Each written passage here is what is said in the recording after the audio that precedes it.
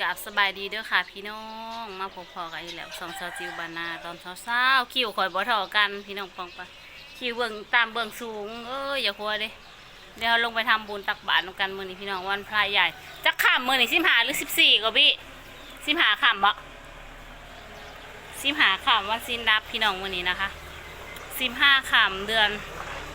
เป็นเดือน6แล้วพี่น้องเดือน6ลาวเดี๋ยวเราลงไปทำบุญด้วยกันนะคะพี่น้องค่ะจ้ะมันนี่ใส่ไล่ดอกนะคะพี่น้องเนี่ยใส่ไล่ดอกเสือไม่ดอกพิมพ์ฝากมางามนี่ย้อนยกพี่น้องย้อนยกเป็นไล่ดอกเป็นอะไรพี่น้องเถาบ่เถาขึ้นบ่เราจะใส่ไล่ดอกงามบ่สบีคืองามแถพี่น้องเดี๋ยวไปทำบุญด้วยกันนะพี่น้องถ่ายวิดีโอมึงยีบุเก็กทำไมจะเบียร์ผ้าขาวลงหรอปะไปเดี๋ยวเราไปวัดน้ำกันน้องนาเบียวันนี้เด็กๆไม่ได้ไม่ได้ไปด้วยวันนี้นะคุณเมื่อนี้เด็กๆบ่ได้ไปนำเด็กๆ2 ตัวกับอยู่หน้าบ่ได้มานำนี่ทุยาปลาลุงไว้นาเบียทุยาเร็วๆเด็กๆบ่ได้ไปนำมื่อนี้พี่น้องเอ้ยผู้ใดคือขวกวับบรรยากาศจะเป็นสีคึมๆเด้อมื้อนี้แต่ละมื้อวานนี่หันแดดแต่เช้าแห้งนะพี่น้องวานนี่แต่ว่ามื้อนี้อากาศเป็นสีคึมๆแล้วก็ถือเพลถึงจังหันแน่ได้มื้อนี้นะพี่น้องปองปาย ตอนเพลนั้นเฮาสิได้เฮ็ดไปเฮ็ดกินอยู่วัดสิเอาเด็กน้อยมาไว้เฮือนแล้วสิเอาไว้เฮือนแล้วก็สิลงไปเฮ็ดกินน้ำหมูอยู่วัดนี่เดี๋ยวเฮาไปวัดนำกันพี่น้องไป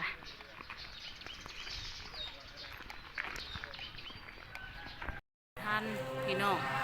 เพิ่นอยากปิดบาทก่อนแล้วพอไผลงมาก็ไผใส่คนก็คือบ่หลายสาวๆปิดมาดูฝ่ายคือบ่เห็นแม่ใหญ่แก้วมื้อนี้ลูกแต่เก่าเพิ่นคือบ่ขาดแต่เก่าแม่ใหญ่แก้วเพิ่นบ่ขาดเพิ่นสิ้นใหญ่นะตะวันบ่สบายเด็กน้อยเป็นหวัดเป็นไอบ่เศร้าจักเทื่อพี่น้องบ่ได้โรคทดินบ่มื้อนี้นะใส่แล้วกันแหละคือเอาลายแท้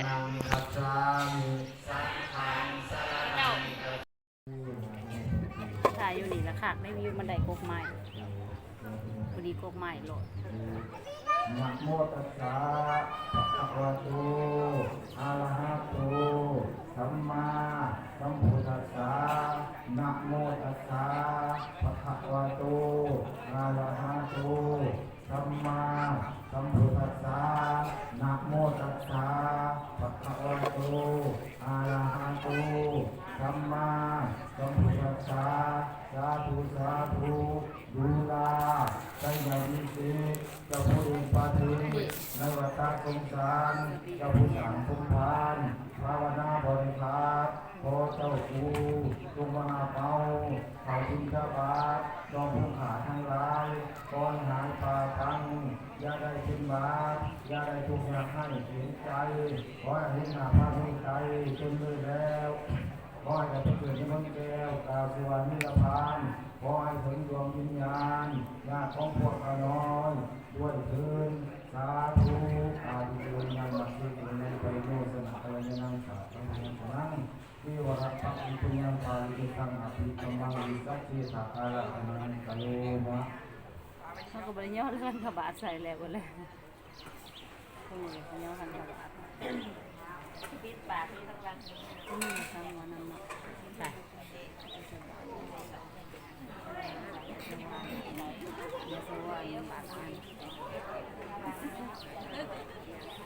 คนอยู่เทิงกะลาอยู่ตรงไหนเนาะเต็มหัวแสบพอดี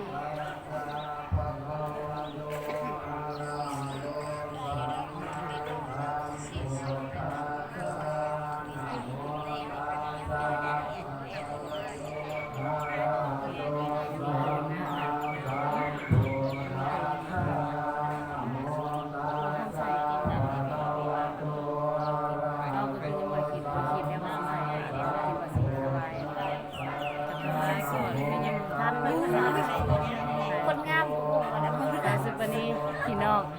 สุปนีค่ะกลับมาเขาจะปิดบาทแล้วดาวไม่ใช่นะในซูคนงามฮะกลับมาพี่น้องดาวก็สุปนีดาวก็สัปนีฮะกลับมาจะใส่เล่จะ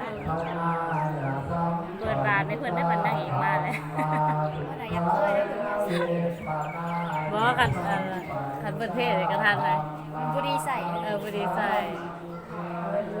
พอจะไปลงมาไปใส่ลงมาไปก็จะมาแต่แรกก็ใส่แล้ว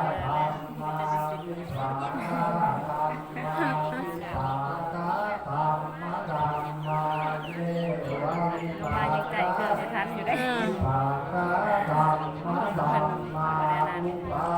ถ่ายในสุขสวยเสื้อผมก็เป็นตาก็ยังตื่น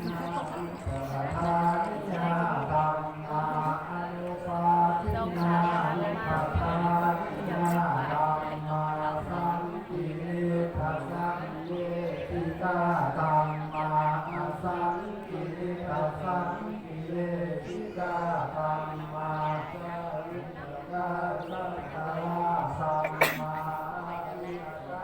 อุจจาระทำ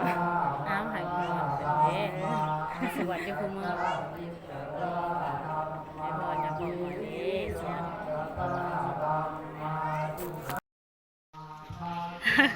กำลังจมว่าก็เว้นสาวดาวก็ซับปนีนอนลืมตื่นบ่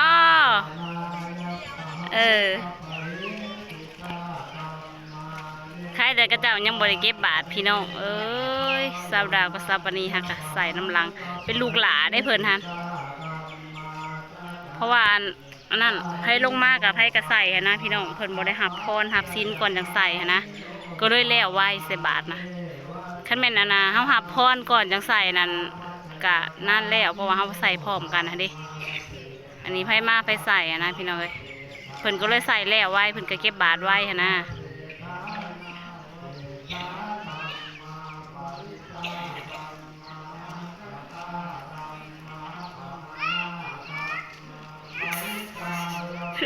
มาหมกโทดินลายบูคือว่านี่เมื่อยแห้ง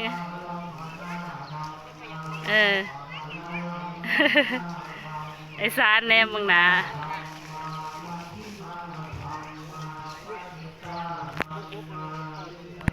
สบายดีพี่น้องนะเฮ้ยสบายดีจ้ะพี่น้องกดโทดินจนมือเดียวจนจ่อยเลยนะขนาดจ่อยได้นี่นะแขนเป็นหมัดกาเป็นหมัด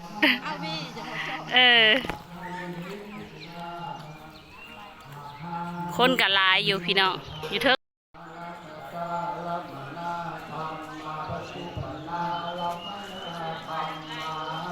เป็นสวดแบบว่าอันนั้นให้ยาพ่อเลยพี่น้องยาพ่อวันที่1เป็นมือโป่งศพยาพ่อเด้อพี่น้องเชิญชวนเด้อใครอยากทำบุญนะคะถ้าใครอยากทำบุญนะคะพี่น้อง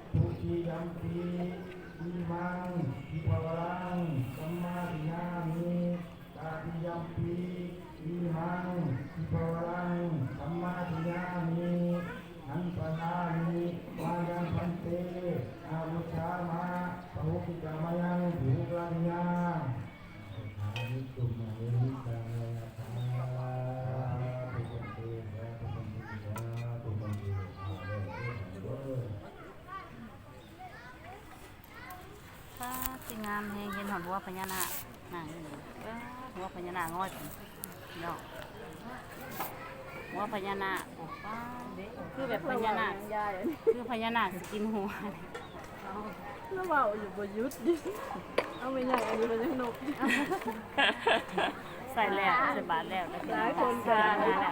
หลายคนก็หลายเป็นสำหรับบ้านนี่ซื้อขนม